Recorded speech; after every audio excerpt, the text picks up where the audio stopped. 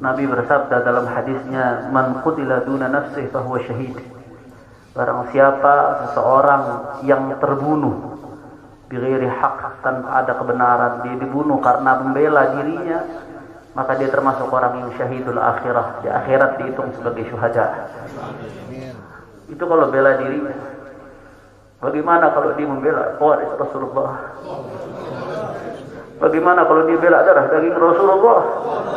Demi Allah kami bersaksi pada malam itu mereka begitu luar biasa, tanpa ada niat sedikit pun mereka untuk menyerang.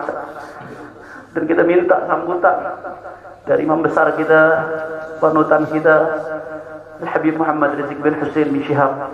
Mudah-mudahan beliau selalu dijaga oleh Allah Subhanahu wa taala, dimenangkan perjuangannya, dijaga zahir batinnya, dijaga keluarga beliau dan semua para alim ulama. Mudah-mudahan selalu dimenangkan perjuangannya oleh Allah. Amin ya rabbal alamin. Kita mintakan langsung kepada imam besar kita. Takbir! Takbir! Sallu ala nabi.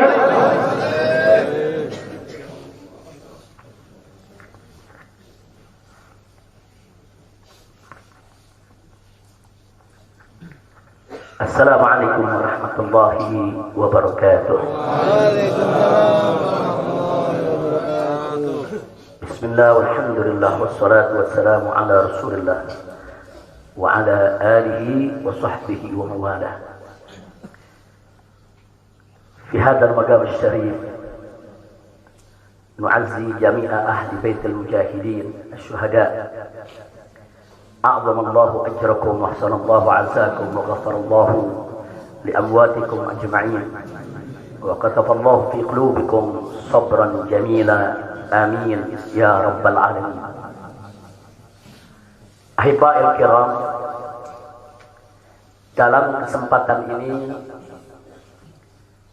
saya ingin menyampaikan beberapa poin penting untuk segenap keluarga para syuhada, segenap pengurus Dewan Pimpinan Pusat Front Pembela Islam, segenap laskar, aktivis dan simpatisan Front Pembela Islam, bahkan untuk seluruh rakyat dan bangsa Indonesia. Yang pertama, bahwa keterangan pers secara resmi yang sudah dikeluarkan oleh Dewan Pimpinan Pusat Front Pembela Islam tentang kronologis penembakan yang terjadi isinya adalah benar.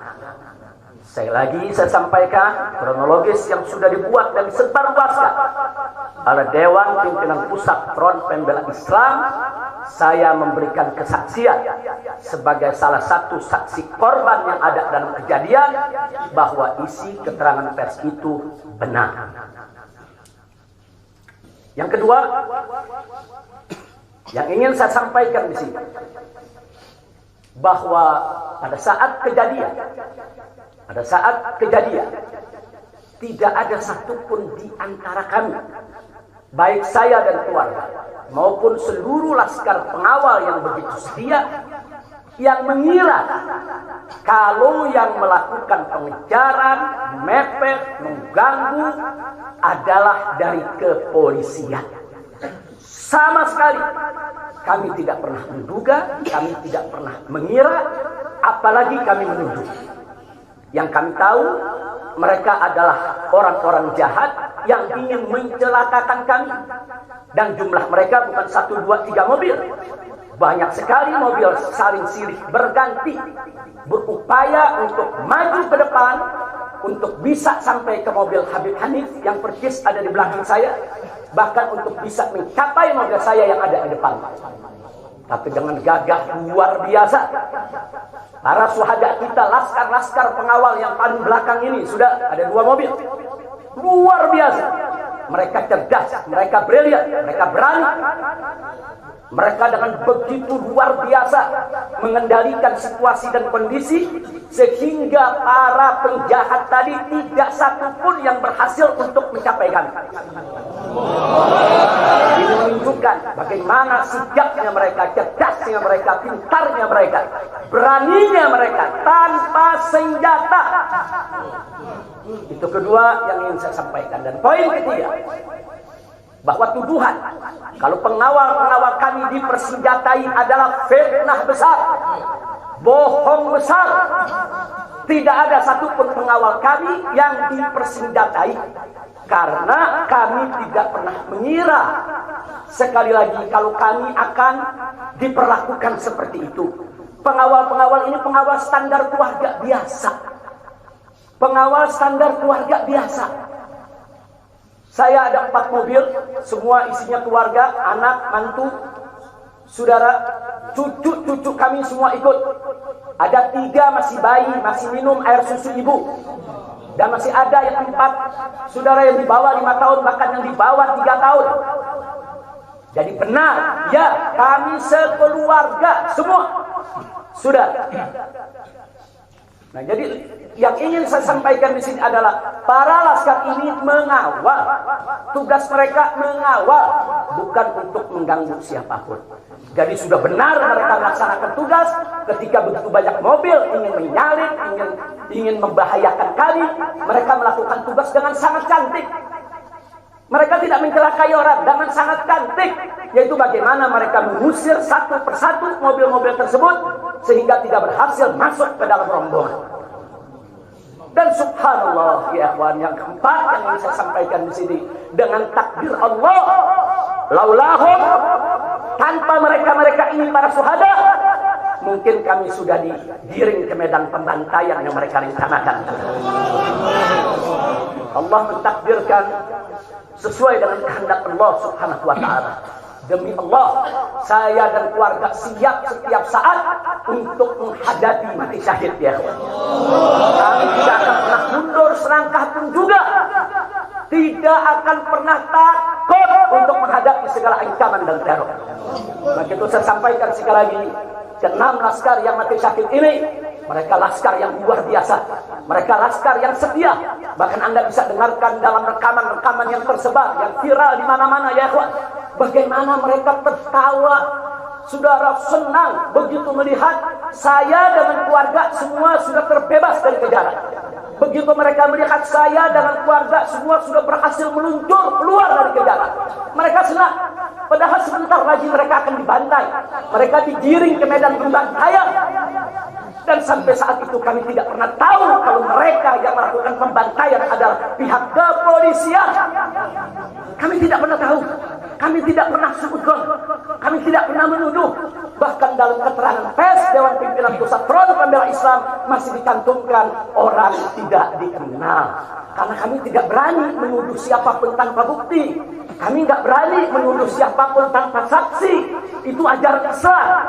Nggak boleh kita menuduh siapapun tanpa bukti dan saksi, ya ikhwan.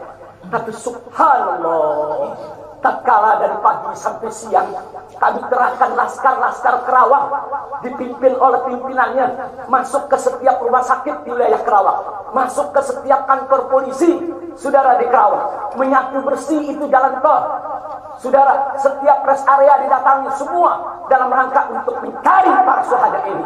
Di mana mereka? Di mana mereka? Tapi subhanallah, akhirnya Allah buka mulut yang membantai, saudara. Allah buka mulut mereka. Allah buka mulut mereka, saudara. Gak bisa mereka sembunyikan, saudara. Allah maha kuat, Allah maha besar, Allah maha kuasa. Allah buka siang itu. Kapolda Metro Jaya mengakui, ya kawan, kalau para penyerang, para penyergap, para penguntit, saudara, yang kami semula duga mereka bajingan penjahat, saudara, yang ingin mencelakai kami, ternyata diakui sebagai bagian daripada penyelidikan, bagian daripada penyidikan Polda Metro Jaya. Bukan kami yang menuduh, mereka yang mengaku ya ikhwan. Kalau mereka menutup mulut, tidak pernah mengaku, sampai kapanpun kami tidak akan pernah tahu ya ikhwan. Subhanallah, pertolongan Allah hanya hitungan jam, saudara. Allah buka mulut mereka. Padahal logikanya kalau mereka tutup seumur hidup pun kami tidak bakal tahu ya ikhwan. Tapi Allah Maha tahu, Allah Maha berkehendak. Allah buka mulut mereka, saudara. Allah buka pengakuan mereka, saudara, sehingga sekarang menjadi terang benderang siapa para pelaku penjahat itu, saudara. Ini poin-poin penting yang ingin saya sampaikan.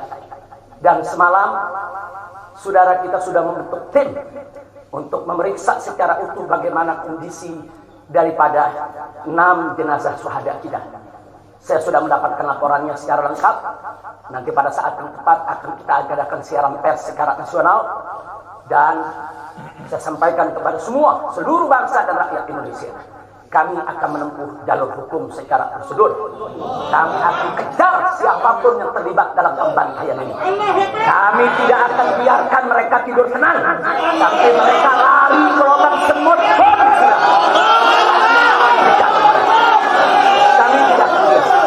Maka itu saya minta kepada seluruh rakyat dan bangsa Indonesia, tahan diri, sabar. Kita hadapi dengan elegan. Kita tempuh prosedur hukum yang ada. Karena kalau prosedur hukum ini ditempuh dengan baik, insya Allah semua akan terbongkar ya. Siapa yang melakukan pembantaian di medan lapangan, sampai siapa yang menjadi otak saudara yang mengatur ini semua akan terungkap. Tapi kalau Anda emosi, kalau Anda berjuang sendiri-sendiri, maka ini akan terkubur, tidak akan pernah terungkap ya kawan. Maka itu saya minta sekali lagi, sabar. Sabar. Ada saatnya ya kawan. Ada saatnya kita akan melakukan perlawanan. Ada saatnya ya kawan.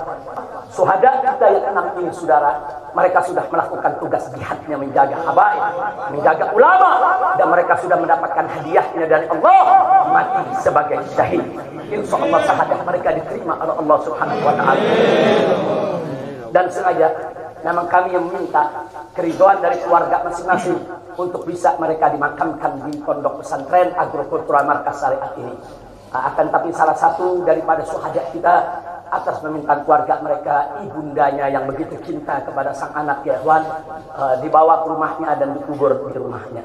Jadi sekali lagi, mudah-mudahan semua syuhada yang 6 ini diterima oleh Allah Subhanahu wa Ta'ala. Saya tidak ingin berpanjang lebar lagi, tapi sekali lagi bahwa di PP FPI sudah berkomitmen dengan seluruh ormas-ormas Islam yang ada ya kawan. Anda bisa lihat bagaimana ormas-ormas Islam sudah memberikan pernyataan sikap dari berbagai kalangan, di mana kita kompak semua satu kata bahwa harus dibentuk tim pencari fakta independen yang melibatkan semua elemen, yang melibatkan Komnas HAM, Amnesty Internasional. Bahkan kami minta juga Komnas HAM anak untuk ikut berbuat. Karena di dalam kejadian itu ada yaitu 3 bayi dan masih ada lagi yaitu 4 balita ditambah 1 lagi balita dari salah seorang anak kerabat kami ya ikhwan. Jadi pada kejadian itu tidak kurang dari 12 wanita, 3 bayi, dan 6 balita yang masih berada di bawah usia 5 tahun. Komnas HAM anak tidak boleh membiarkan, karena pada saat kejadian itu ada bayi-bayi kami yang ketakutan karena mobil itu meluncur tidak wajar, tidak semestinya. Dalam goncangan mobil tersebut, bayi-bayi itu menangis, ibu-ibu itu menangis, mereka terteror, terintimidasi. Mereka bukan tidak takut, ini satu teror yang luar biasa. Nah, karena itu sekali lagi Komnas HAM perempuan, Komnas HAM anak, mereka semua harus ikut terlibat. Tidak boleh ketidakadilan, tidak boleh kezaliman semacam ini dibiarkan terjadi di negara kesatuan Republik Indonesia. Kalau hari ini kejadian sadis brutal seperti ini bisa menimpa saya dan keluarga, bisa menimpa 6 syuhada ini ya ikhwan, maka kalau dibiarkan besok akan bisa menimpa siapa saja warga negara Indonesia di negeri ini. Maka itu saya ajak semua elemen bangsa ini, dari mulai presidennya, DPR-nya, dan seluruh institusi kenegaraan terlibat, yaitu secara bersama-sama untuk mengungkap fakta yang sebenarnya apa yang terjadi di balik semua ini. Itu saja yang ingin saya sampaikan. Sekali lagi ya ikhwan, malam itu saya dan keluarga keluar lewat dari jam 10 malam. Kenapa kami lewat dari 10 malam? Karena kami pikir kalau keluar jam 7 atau ba'dal maghrib banyak kredit macet di jalan ya kawan. Nah lewat dari jam 10 supaya jalan agak senggang. Nah, kami harap sekitar jam 12 atau lewat kami sudah sampai di tujuan. Tujuan kami suatu tempat peristirahatan yang memang cocok buat kesehatan. Kami sedang membutuhkan sedikit waktu lagi untuk memulihkan yaitu tenaga kami, kesehatan kami. Dan selain itu juga saudara, kami tidak pernah menyangka kalau perjalanan kami malam itu sebetulnya sudah direncanakan oleh pihak lain untuk digiring ke medan pembantaian. Kami tidak pernah menyangka dan kami tidak pernah menduga. Tujuan kami hanya ke tempat peristirahatan, dan sehingga kalau jam 12 atau setengah 1 kami sudah sampai, kami beristirahat, dan subuh kami punya pengajian keluarga. Baca Al-Quran, baca hadis, baca zikir, hanya khusus untuk keluarga kecil kami saja, untuk anak, menantu, cucu, dan untuk babysitter yang menemani cucu-cucu kami, begitu juga untuk beberapa anggota kerabat kami. Jadi kami tidak pernah menyangka acara yang sebetulnya begitu sederhana, indah, saudara, ternyata sedang digiring ke medan pembantaian. Dan subhanallah, akhirnya kami semua selamat. Berkat apa? Dengan takdir Allah, berkat perjuangan ke-6 syuhada ini ya Tuhan. Tanpa perjuangan ke-6 syuhada ini, mungkin kami saat ini tidak bertemu Anda lagi di sini. Maka itu saya sampaikan sekali lagi kepada keluarga para syuhada. Keluarga para syuhada, Anda semuanya harus bersabar kepada Allah Subhanahu wa taala, ridho kepada keputusan Allah, dan jangan khawatir, keluarga Anda yang kembali kepada Allah ini mati sebagai syahid, Allah akan masukkan mereka ke dalam surganya, dan Allah akan berikan kepada mereka kelak syafaat untuk menolong seluruh anggota keluarga agar bisa dimasukkan ke dalam surganya. Itu saja yang ingin saya sampaikan.